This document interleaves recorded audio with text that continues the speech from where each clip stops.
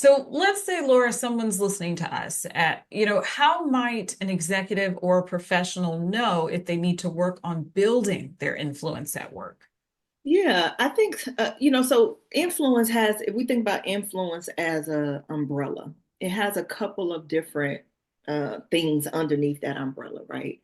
So part of that is your personal brand, and oftentimes people think about driving the narrative of their personal brand. There's a way I want to be seen, and absolutely, you should actively and intentionally drive that. But you don't really have the final say of your personal brand.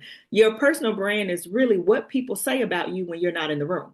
And so, if you are able to get feedback, whether that's formally through your performance review or informally, you ask people and they share kind of what they think, or you just hear it, chatter. If that is not in alignment with how you want to show yourself, that is an indication that we might need to strengthen some influence, right? And it may not be bad if it's out of alignment because it is. I'll give you an example of a executive coaching client I was talking to the other day. If it's out of alignment because it's something negative or critical, then we definitely want to fix that. That means something about our performance or our engagement with people is giving off negative vibes. We don't want that.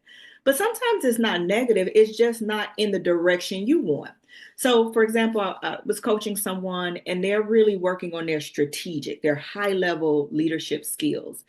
And when they were getting some feedback, everything was about how they were so good tactical, in the weeds. They were great. Their expertise, their technical expertise was acknowledged, and that's wonderful. But for this person's goals now, which is to really be in a C-suite role, that is not really what's going to get them there, being the technician, right? That's the foundation of it.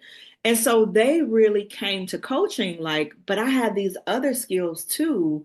I can, stakeholder engagement and all these very more high level things that's in alignment with my goals of being a C suite person, but people don't see that about me. So I need to increase my visibility in that way, right? So when we say it's not an alignment, it's not always that it's negative. It could just be whatever you want to do is not how people are seeing or thinking about opportunity for you. So I would say if there's some things off on a personal brand, or if you just want to drive that, as you're continuing to grow in your career, I think that's something as well. The other thing is that if you just want to increase visibility in any ways, um, that's also an indicator that maybe there's some work we can do intentionally to work on strengthening our influence.